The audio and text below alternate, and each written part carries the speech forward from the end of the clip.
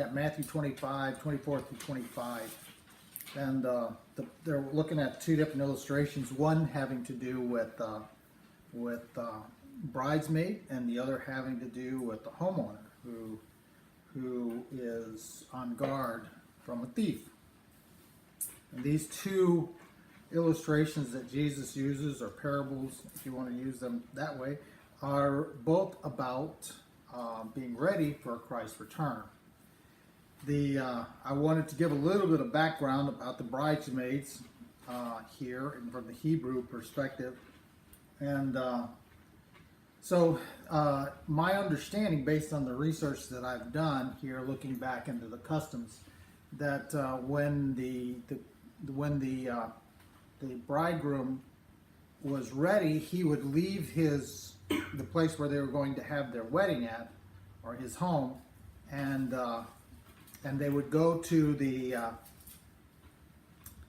where the bride and her bridegrooms were, or bridesmaids were, and they would then come and go into the feast. And when the last person was in the feast, because of the invitations that were given, the doors to the feast would be locked. And you guys remember seeing some of that, right, with the wedding feast and stuff. And that would be the ceremony that would happen there. There's probably some other things that are involved in that, but there were many of them had happened before the bridegroom goes to pick up his bride.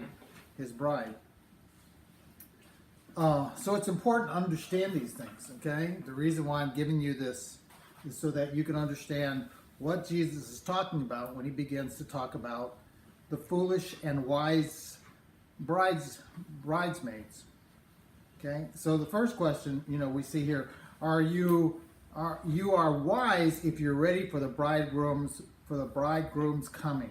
Okay? Now, you guys know, even today, with bridegrooms, they can't wait till the last minute to be ready, right?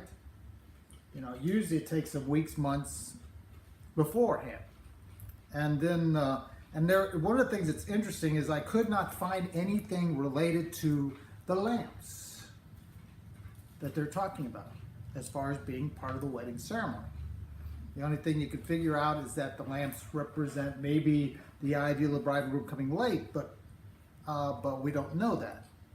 So the brides are ready for whether the bridegroom comes early or late. So they have lamps. That makes sense? But they're not part of the ceremony or the process. They're just a necessity. Yes. And so Jesus is asking, are you wise or foolish? Are you wise or foolish? And that's the address to point to. Are you wise or foolish? Now Now we need to understand there's a lot of things that Jesus is implying in here that are not in the actual ceremony that we understand. He's only referring to it as something that they had experienced in life, which is a good thing to do, because we can't really understand things that are not really a part of our daily life that we experience. If you didn't have the experience of understanding what a bridegroom goes through and a bridesmaid goes through, then you would not understand that bridesmaids would not wait to the last minute or be unprepared for the time when the ceremony came, right? Now the problem with today, the ceremony, we know what time it will be. In that day, they didn't know. Okay? And this particular picture here can deal with ages. Okay? Now, we have to understand when Jesus is talking about, he says here that no one will pass away before this age is over, or I can't remember. I'm sorry, I'm losing my memory a little bit here, having to do with that no one here will not see the coming of Christ, which may imply that Jesus is saying that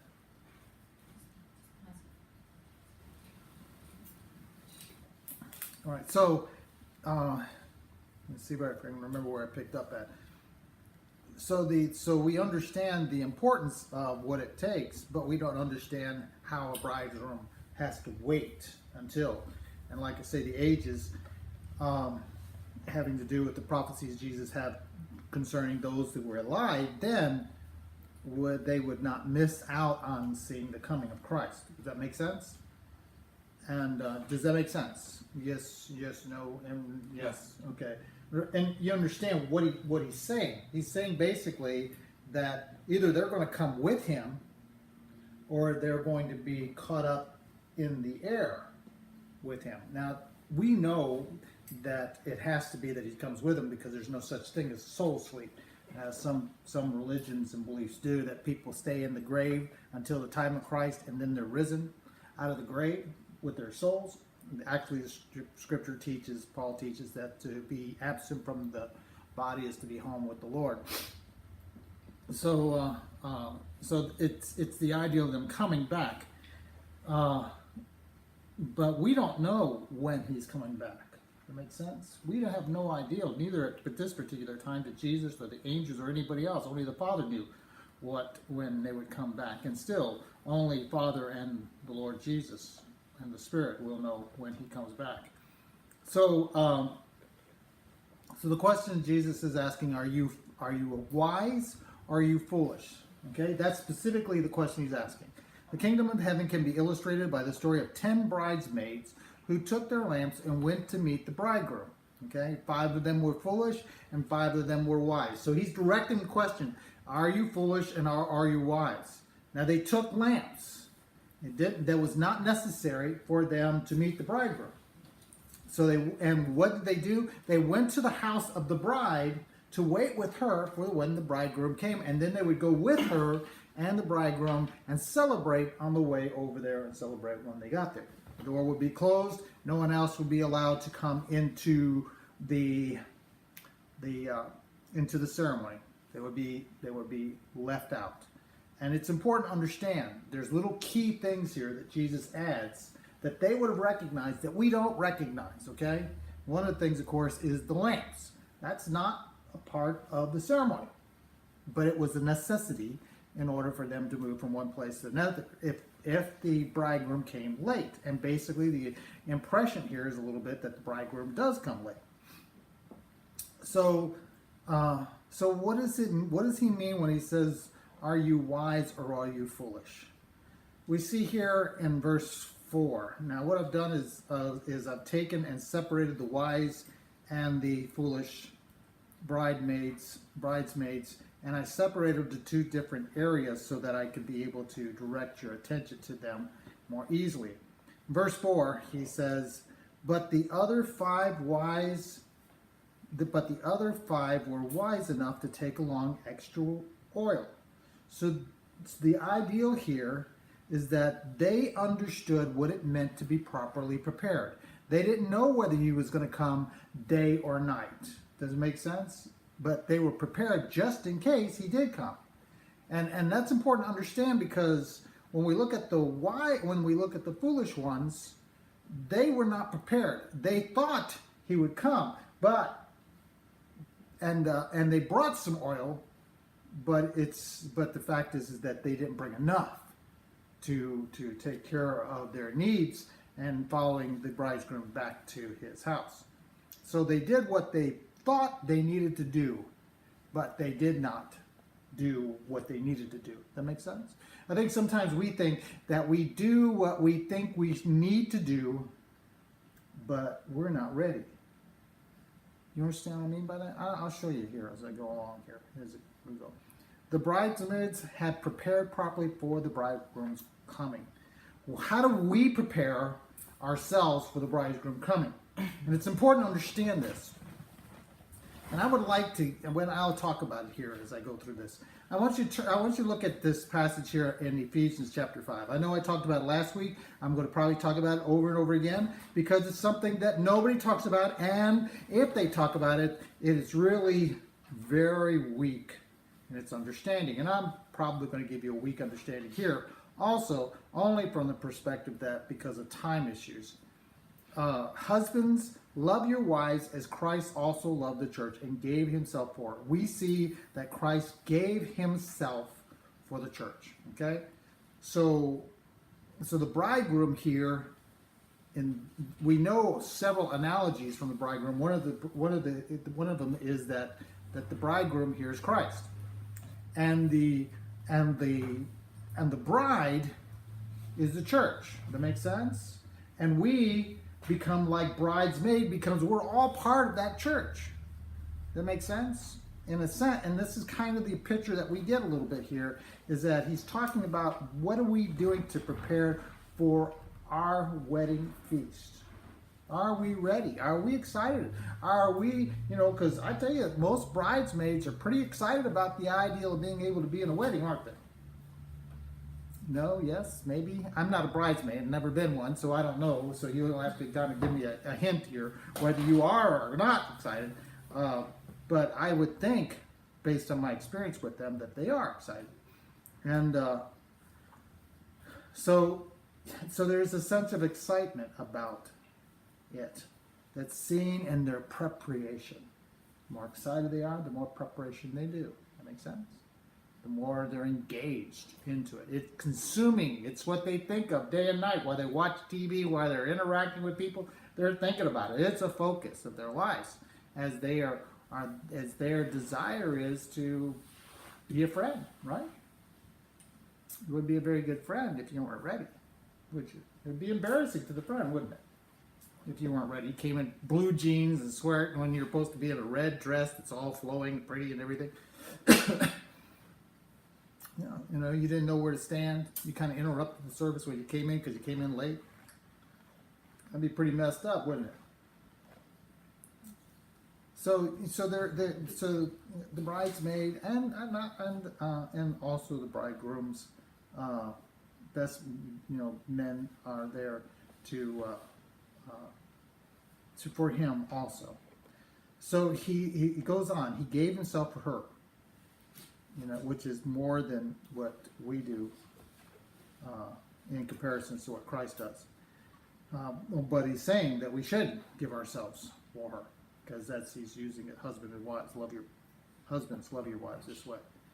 Goes on to say that Jesus himself might sanctify and cleanse her with the washing of water by the word. Okay. So he's cleansing her. He's making her a pure and virtuous bride by what he is doing. That he might present her to himself a glorious church, so that he has cleansed her and prepared her to be presented to him. That makes sense? Yeah, I say that, and I don't mean to say that. Not having spot or wrinkle or any such thing, but that she should be holy and without blemish. Now, this gives us an understanding of what Christ is promising to do for us. That makes sense? You see that? That's the promise. I want to do this for my church.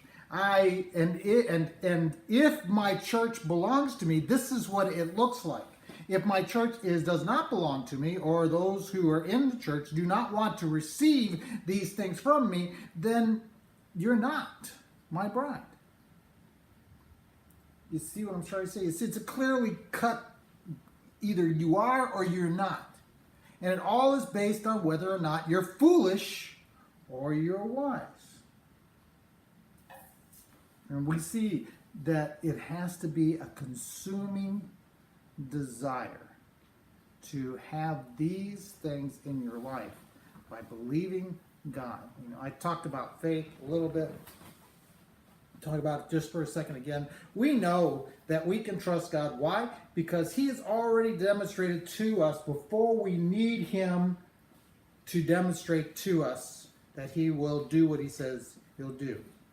He has already presented himself. He's done great things for us before we come to Christ. After we come to Christ, as we're going in the process, he's demonstrating what he can do in changing our lives. Most people, when they first come to Christ, have some kind of victories in their lives.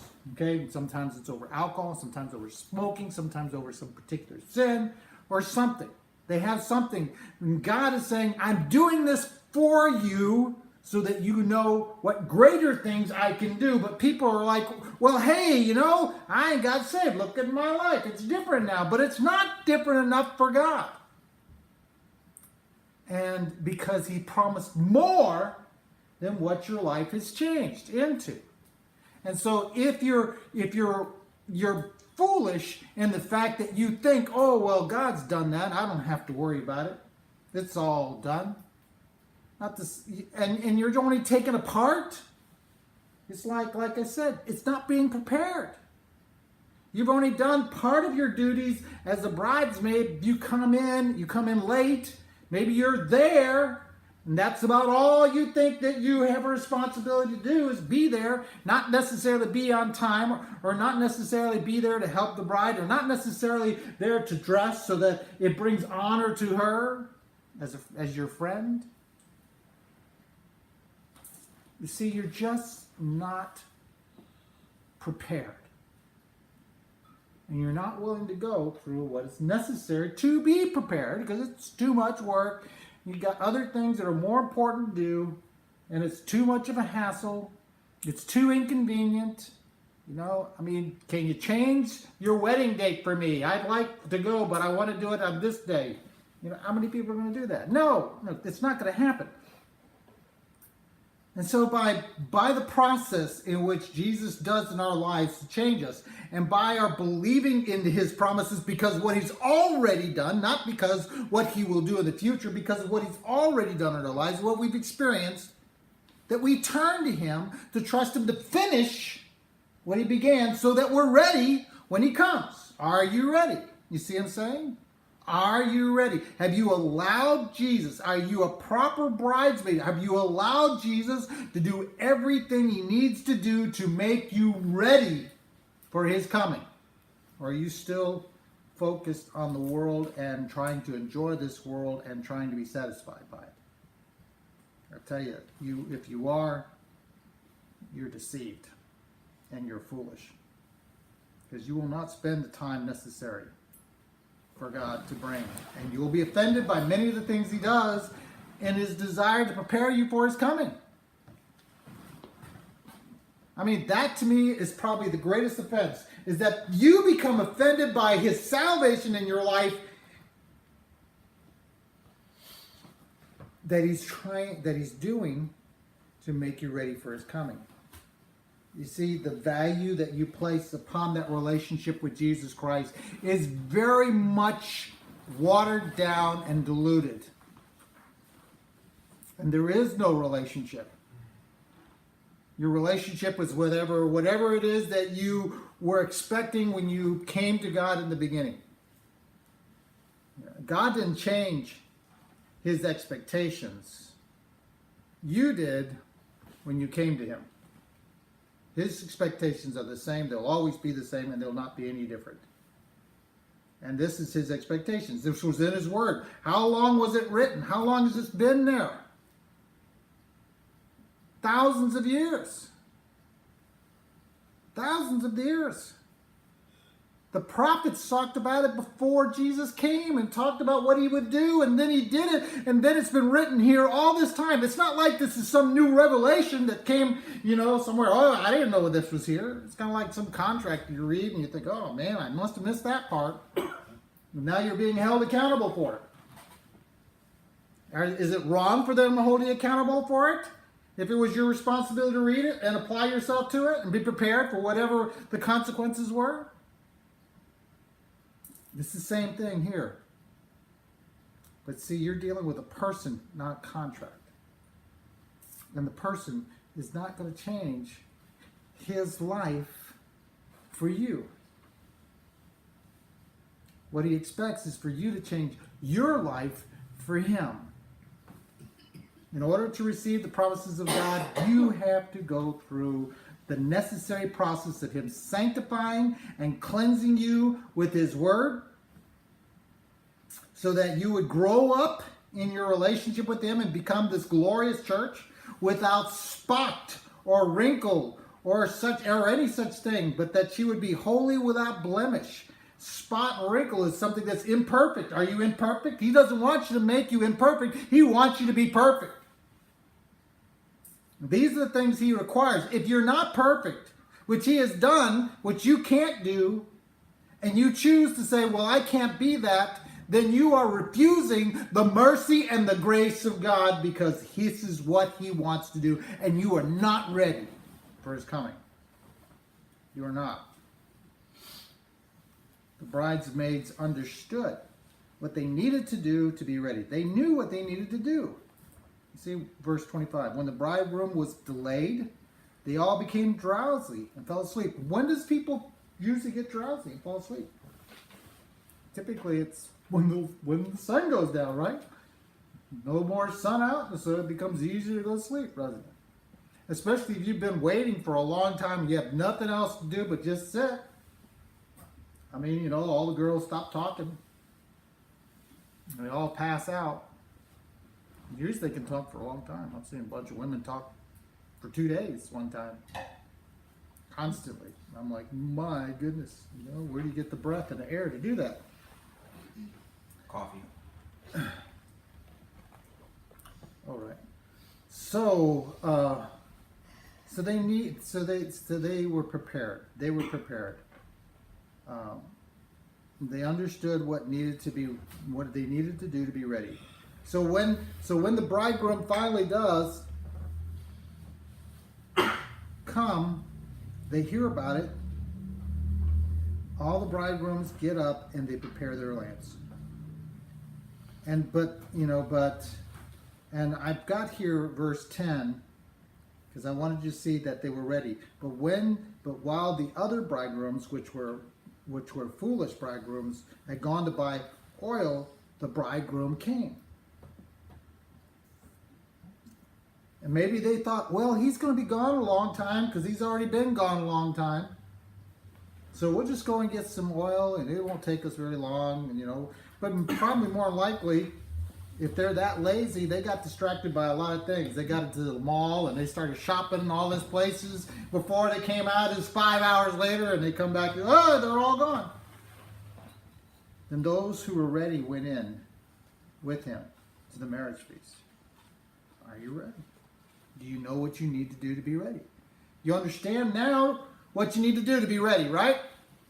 You need to be washed by the blood of Christ. You need to be washed by the water, by the word of Christ, so that he can present you to himself a perfect church, not having spot or wrinkle, which God did not accept from the animals that were presented to him in the offerings.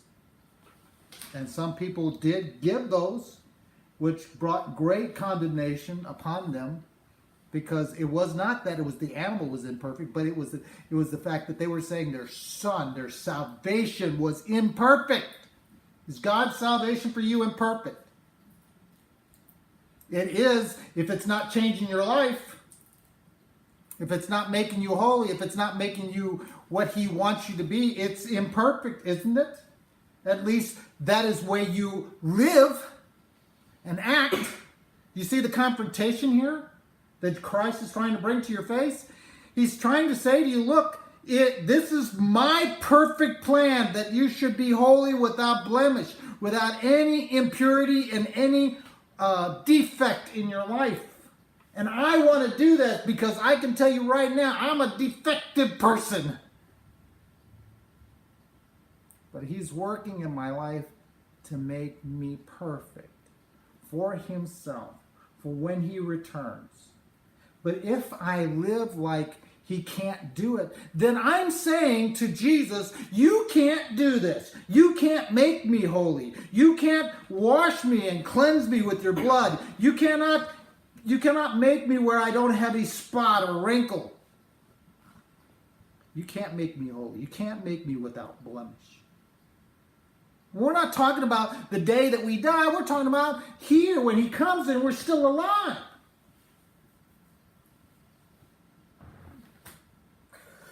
Don't get too comfortable, Michelle. I'll start preaching at you. I'm just kidding.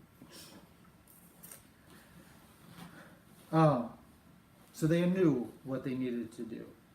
And I'm telling you, now you know what you need to do. And the Spirit should be communicating that to you. He should be communicating. Listen to the Spirit of God. I'm not asking you to understand based on my sharing with you. I'm asking you to understand based on what God is revealing to you. And He should be breathing to you, breathing it into you, that the things I'm saying to you are true and what you're doing is correct.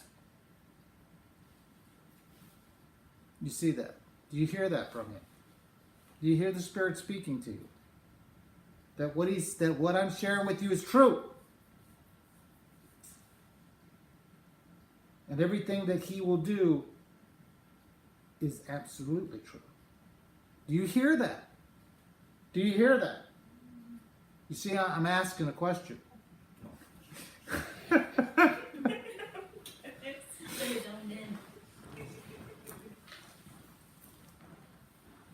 Do you hear that? Not from me, but from the Spirit. I want confirmation from the Spirit of God that He's speaking to you. Because without the Spirit of God speaking to you, you can ignore me all day long because I'm just the man, sinner, right? And that's what we rely on when we're looking for God to speak. Is the Spirit, not ourselves. Do you hear? Do you hear the Spirit speaking to you? It is the Spirit who brings confirmation that you are His. Are you hearing that? That you belong to Him. If you belong to Him, then you'll submit to the things that God wants to do in your life to make you holy and perfect as a presented church to Himself for the bride of Christ.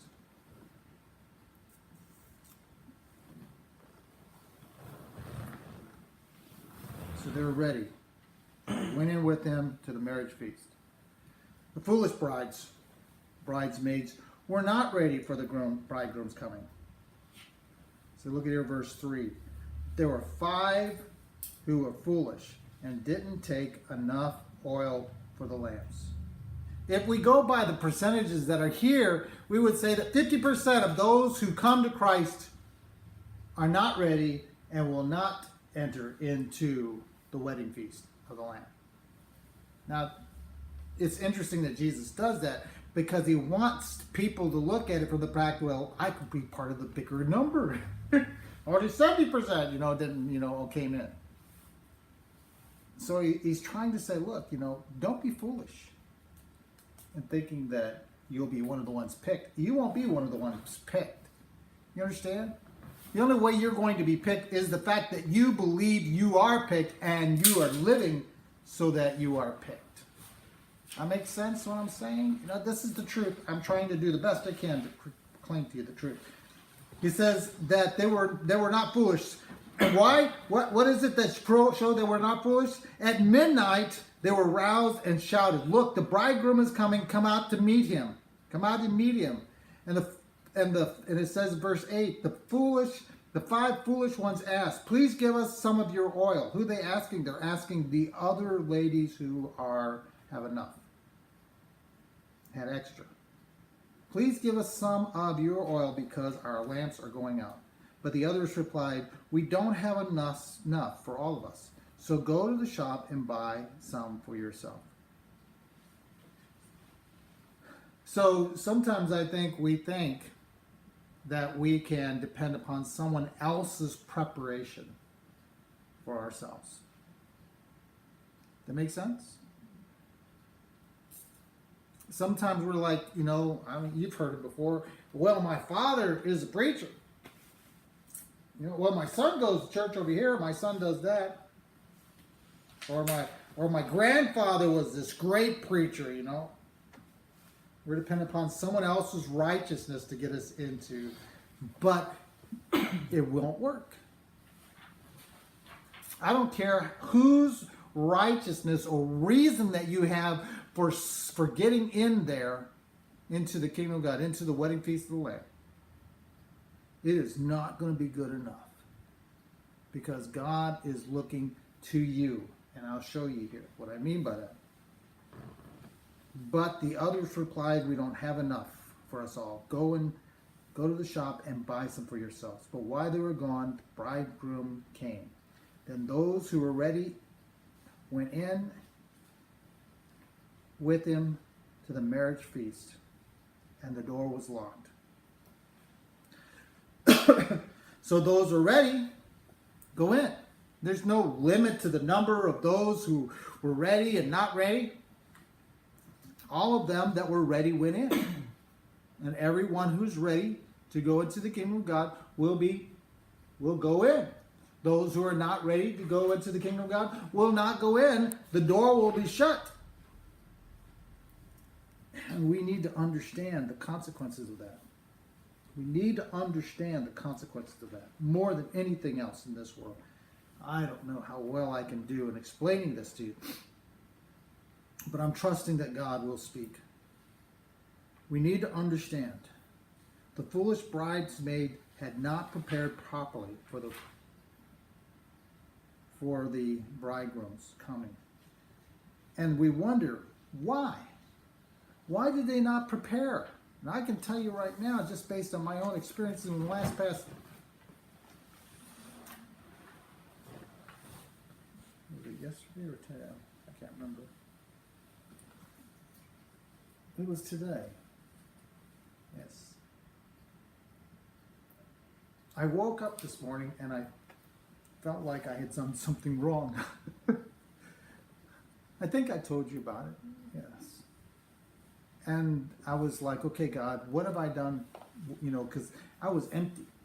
Completely and utterly empty. And I couldn't figure out why. There was no desire for anything.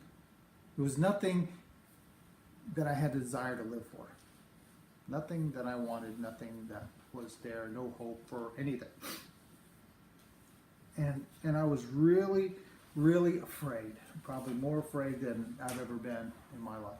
Although this has been happening for me since, more clearly, since my fast in January. And I haven't been able to understand what it is until this morning. And it was after this morning. And I went through some processes where I said, God, I shouldn't have these kind of feelings because you don't give these kind of feelings. So I said, you know, God, just forgive me of these feelings, and still persisted. And then I come to understand why. And it was because I was mourning the things that I used to like to do that were not bad, but they consumed me. They took away from me a desire to spend time with God and His Word. They became more important, though I would never say that. I probably would never have said it in the past 5 years, probably most of the time in my life. I would always thought, well, you know, I've got my life and but even though the last 5 years my life has been focused on knowing and experiencing Him, there still was this process. Sanctifying. We call them sanctification. It's removing of the things that I love of this world for it to be replaced by the things I love of the next. And I realized that God was doing something good by removing the things that I loved of this world, or the things that, I hate to use the word love because I think, you know, anything that we like to do that takes us away from God and our focus on Him is evil, no matter what it is. And you may say that's radical. That's okay. You can say it's radical. It doesn't seem to me that what Jesus requires of us, which is death, is radical. Shoes.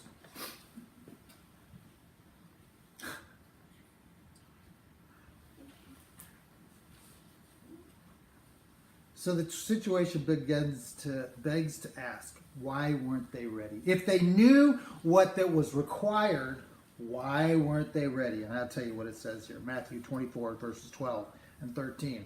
Sin will be rampant everywhere, and the love of many will grow cold, but the one who endures to the end will be saved. Who are the ones who will endure to the end? The ones that are ready.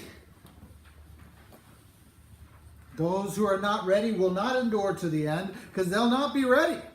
They'll not become holy. They will not, they'll always say, well, I got time to do this. Oh, I can do this one more thing, God. I'd love to have this in my life, God. Please tell me whatever I need to do in order to have this thing, whatever it is that I love in my life. Maybe it's music. Maybe it's some game or something or some people or something that I enjoy, food or whatever. I don't know. I know that those are some of the things that have been a stumbling block for me. See, the love of many will grow cold. And what causes it to go cold? The things I desire of the world. And that I want to compromise with God so that I don't feel guilty about participating in them. And I tell you, anything you choose over God will cause your love for God to grow cold. I wish you could hear this. I'm praying for God's Spirit to speak to you to help you understand it. Because you don't realize how something as simple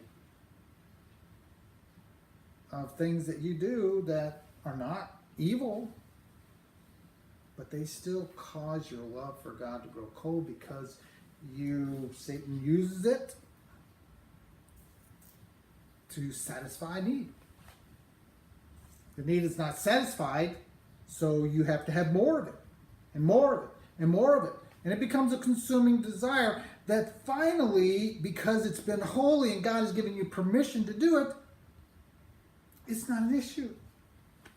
But your relationship now is an issue because it's taken its place. Now, I say that to you, but I need you to understand. If you do it with one thing, how many other things will you do that with? How many other things will you do it with? And after a while, you know what happens? God's completely pushed out. You're still thinking, I'm good, I'm going to make it. But you're not ready. And if Jesus was to come today, you would probably say, well, Jesus, could you come back maybe 10 more years when I'm finished with what I want to do so I can have the time to really focus on you? And I'm telling you right now, I bet you there's a lot of people who will be standing there at the gate saying, oh, God, could you come back? Or send me back and then pick me up. There's these crazy stories that we have where people are like, they die and they go to heaven and God gives them a second chance. And I'm telling you right now, once you die, you don't have a second chance. Because you had all the chances you've ever had. God extended your life. He did all kinds of things. Because no telling how many times you should have already died. I can tell you that's the truth for me. Sin will be rampant everywhere, and the love of many will grow cold, but the one who endures to the end will be saved. What is it? It's not your sin. It's the sin of everybody else that looks pretty good and that you want to engage in. And so you try to negotiate with God to be able to do some of that stuff, but you're going to make it holy. That's the same thing we do with like people who sit there and say, football players for Christ, baseball players for Christ, tennis for Christ. It gets to be really ridiculous, some of the things that people place a label on for Christ. And all they're doing is they're just compromising. Because God doesn't have anything to do with any of that stuff. And it becomes an excuse. Well, we all get together as Christian brothers and we watch football. We get together as Christian brothers, we watch tennis, we watch this, we watch that. And there's organizations now that actually promote those kinds of things, Christian organizations. And you understand the downfall, what was the major downfall of the Greek Empire? It was athletics.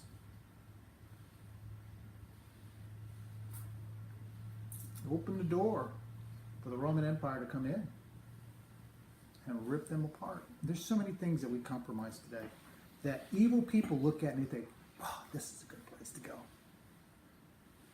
Get to you.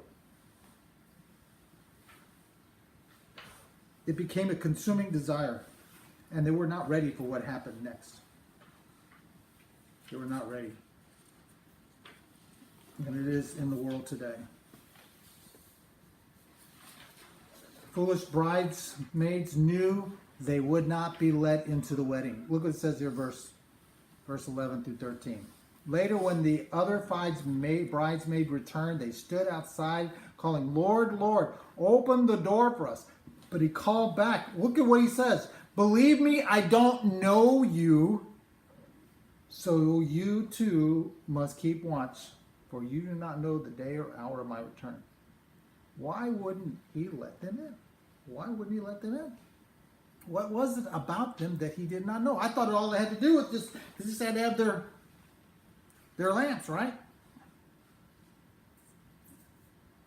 But it wasn't. He says, I don't know you. They weren't washed in the blood of Christ. Besides that, we can't go back. We will never be able to go back once he comes and be ready. Because that's the end. Once he comes. Once he comes, that's the end of all things. New heavens, new earth. Things change dramatically. And whoever is not ready will not be allowed to enter into his glory. And will not know and understand what they have lost till that particular day when grieving will be tremendously, tremendously powerfully heard all across heaven and hell. And all that is the realm of God, which is everything. Mourning so deep, so terrifying. Whether it comes from believers and unbelievers, it will be there at the day when he comes. Who can face his coming? You realize that? You realize that? I mean, that is a powerful statement. Who can face his coming? In the scripture, Jesus says, mourning. And he doesn't mean mourning just by unbelievers. He's talking about mourning by believers. Those who are ready enough to go to the wedding feast. What will they see? They will see what they have lost. And they will bring it into the kingdom of God with them.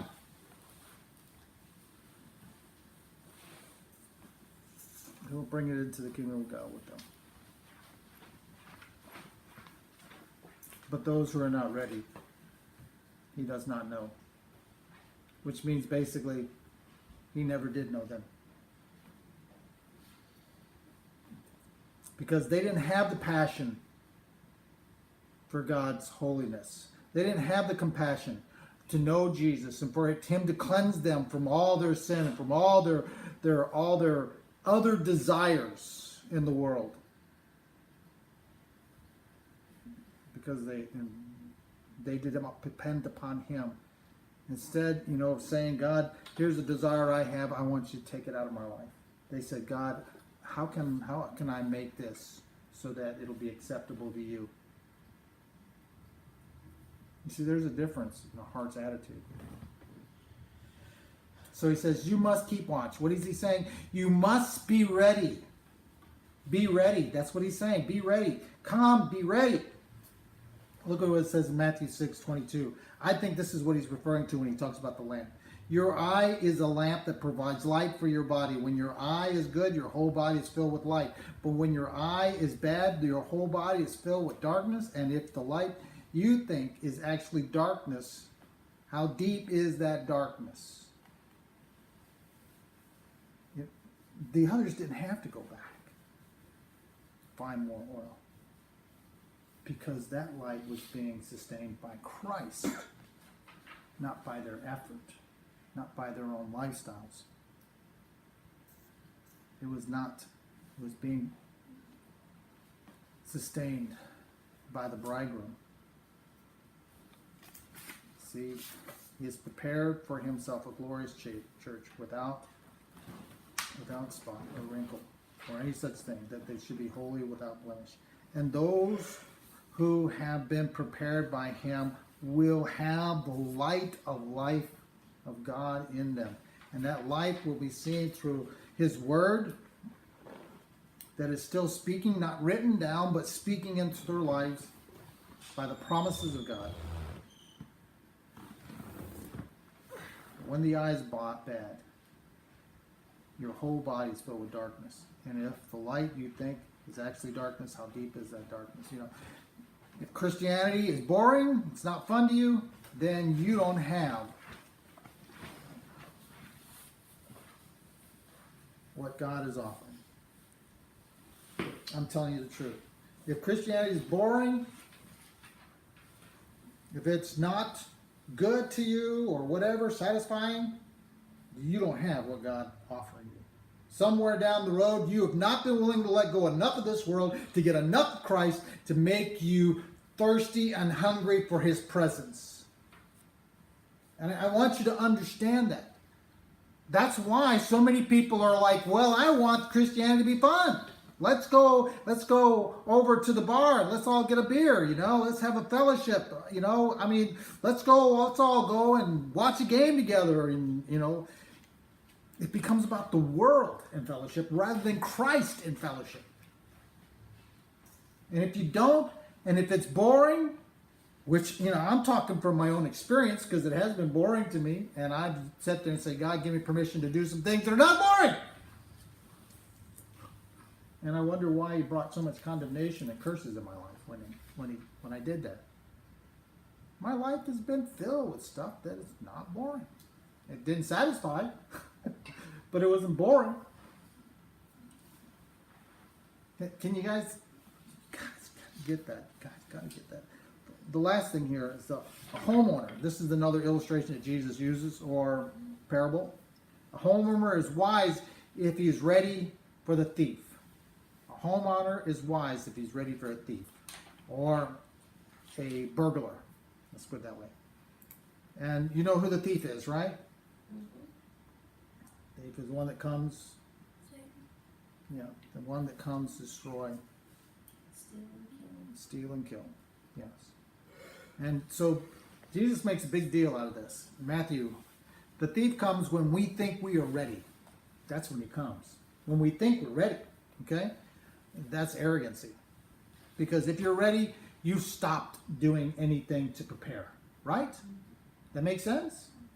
I mean, that's a simple truth. If you're ready, I've done everything necessary. And that's when the thief comes. And that's typically when thieves, robbers come to your home or to banks or anything else, because what they already know how to defeat whatever you've done to prepare. But if you're always preparing, then they can't be ready. They can't come. Understand this. If a homeowner knew exactly when a burglar was coming, he would keep watch and not permit his house to be broken into. You see, that's his physical presence being there.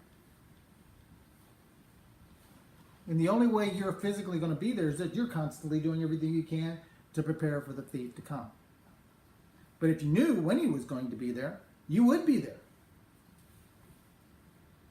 And you wouldn't allow him to come into your home, take everything you have.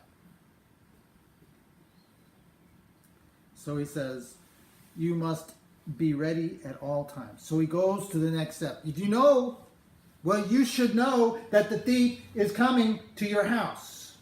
You should know that. You should have all kinds of evidences that it's going on in your life. Well, through music, through entertainment, through commercials, through other people, through the job, through the stresses of life. The thief is coming and he is looking to see whether you're ready or not. And if you're not ready, what is he going to do? He's going to come right in. He's going to steal everything you have. And you'll be empty. You'll be empty, Benjamin. You'll be empty. And you won't be comforted, and you won't be comfortable. You'll be empty.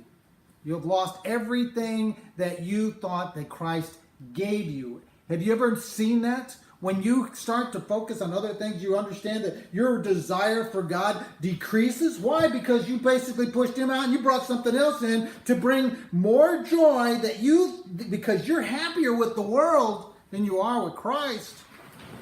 And that process is a process of mourning. We have to let God take from us and beg him to take from us the things that we know that we want. You know, you're not going to throw away stuff that you want.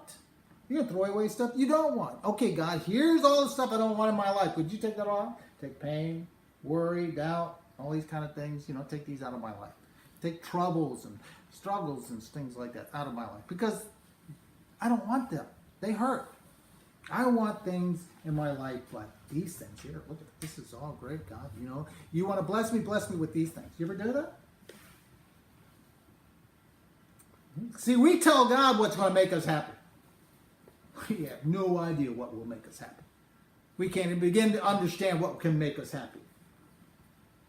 And we will not know until we say, I want you. I see the vision that you're giving me of this life you want to give me. And see, it's kind of hard for us to understand because it's written in a language that's 2,000 years old. And for those people who heard it, they were like, yeah! And there's some that weren't, because they were already compromising in their mind. You know, I want that, but I want this too. But today we're like, that sounds boring. I want some excitement. You know, we're in a modern world today, and we need to have something that's exciting, God. And what we need to do is we need to be saved from the things that are exciting, because they cost. They cost your life. They cost your time. They rob you all the time, and you don't even realize that they're doing that. The most important thing they're taking from you is your passion, your desire for God. We are no longer on God when we believe we're safe. See, the thief comes when you think you're safe. First, the thief comes when you think you're ready. Thief comes when you think you're safe. When the evil, and this is the thing that you need to understand. This is a different passage, but it fits into this. Matthew 12, 43 through 45 says, when an evil spirit leaves a person, it goes into the desert seeking rest, but finding none. Then it says, I will return to the person I came from. So it returns and finds the former home empty, swept, in order. The spirit finds 7 other spirits more evil than itself, and they all enter the person and live there, so that the person is worse off than before. That will be the experience of this evil generation. You see, the illustration here is pretty clear, although it is confusing when you don't understand it. That basically, here's a person who comes to Christ. He cleans up their life, but they don't seek him. They don't let him come in and fill them and prepare them for the coming of the evil one. So because of that, the spirit comes and that person's like, oh wow, this really looks good, you know, man, oh man, this is really great. This has got to be God's blessing. And it's a curse, you know, because it's Satan going, hey, yeah, this is exactly what you want, because this is what you think God will give you. And 7 other spirits come into your life, and you're persecuted for the rest of your life. Evil fills you. You're sitting there going, God, why are you making this stuff happening to me? And it's not God. It's because you love the world more than you love God, because you love anything more than you love God. And you're not willing to give up. You see, that's the real issue, is that look at the most valuable thing in your life, even though it may be simple, thing that you think, oh, this is not a bad thing, but you're not willing to give it up. You're not willing to say, it's on the altar, God. Burn it up. Burn it up. And I can name things in your lives that I know are precious to you, that you would say no. You would say no to.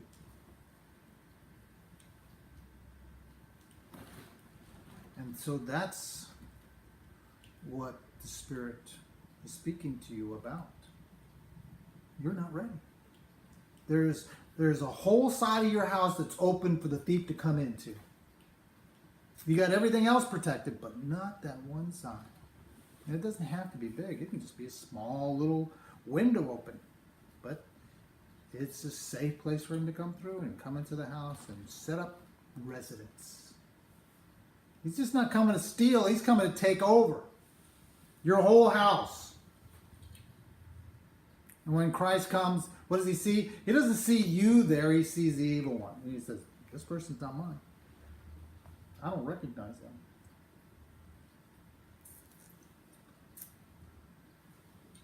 And that's will be the experience of this evil generation. These are the days of the end times. We are no longer on guard when we believe we are safe. We're safe in God's arms. We're safe.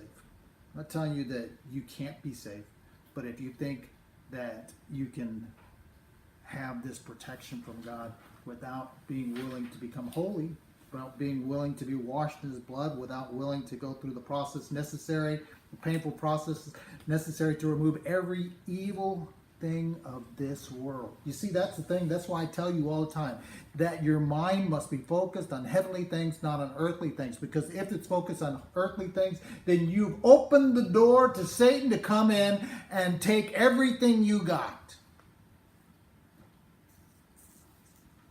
And if God is precious for you, to you, then you should be willing to protect everything by letting go of everything. That replacement theory, you take out what belongs to the world and you put in what belongs to the kingdom. And I don't care what it is.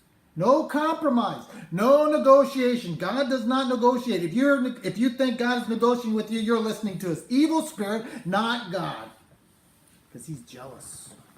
And he will not compete with anything. I don't care whether it's music. I don't care whether it's the TV. I don't care if it's games. I don't care if it's food. I don't care if it's another person. I don't care if it's your hair or your feet or your toes or whatever it is that you are not willing to give up, even this body. And what if God said, okay, I'm going to take your arms and your leg. I'll give you back your middle portion. That could be good enough for you? Or are you going to scream and holler about that? What's important? You see, that's the whole idea here. You're not ready because there are other things that are more valuable and important to you than knowing him. And you cannot know how valuable he is until you experience the things that he says he wants to give you. You cannot know. You cannot have the understanding. But in order to know and experience those things, you have to give up other things. Things that are precious to you. God always asks for the things that are most precious to us every time he comes and asks. Now, first it was the first one. Now it's the second one that was the most precious. Now it's the third one. Now it's the fourth one. He's going down the line until everything in your life is gone. But he's replacing it because you're desiring the things that he says he wants to replace it with. And you're finding peace and joy. There's not the inner conflict that stresses you out. That's one of the things that God was speaking to me about. Is that, I was going through this mourning process because there were still things in my life that made life worth living for me. Does that make sense? But they were not the things that God could give me because they were of this world. The things he wanted to give me would make my life much more worth living than the things that God was removing. But we mourn those things. Sometimes we cry over God taking them because it hurts so much to never have to be involved in those situations, people or life or whatever it may be. I'm not telling you that it's easy. I'm telling you that what you get is far greater than what you lose. There's always abundance in whatever God gives you. There is not abundance in what you get from this world. And until you actually experience it, you don't know the value of it. And too many people today are not experiencing what God is offering to them. As Jesus talks about his love for the church. and how he sacrificed. Well, who's ever been loved like that? Until you are, you will not know and understand that kind of love, which God does have for you. But he has to prepare your heart to receive it, because your hearts are not ready to receive it, because there's other things you love. Anything you love. I don't care what it is. I don't care if you say, well, Jesus is my first love. Well, what's the third, fourth, fifth, sixth, seventh, eighth, 10th? How much Jesus got of your heart? He may be maybe the number 3%, and everything else is less than 3%. But he sure doesn't have your heart. And if everything else is less than 3% and it's evil, which it probably is, or most assuredly it is, then God doesn't have your heart. He's got a little teeny piece of it. And if you've got a little teeny piece, I'll tell you right now, God won't compete for your heart anyway. He won't be there. But if you're working to let God take out of your heart everything that competes with him, you'll start to experience those things.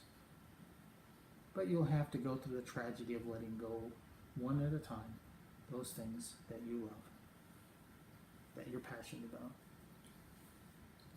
Because they compete for the presence of God. This is what it says here in conclusions. He says, however, no one knows the day or hour when these things will happen. Even the angels in heaven or the Son himself. Only the Father knows. But he gives us a description here. How do we know? Sin will be rampant everywhere, and the love of many will grow cold. But the one who endures to the end will be saved. Is sin rampant everywhere? Has the love in God's church grown cold? Well, then we are in it. And only those who endure, who are ready. The only way they endure is by the grace and mercy of God, because they thirst after him.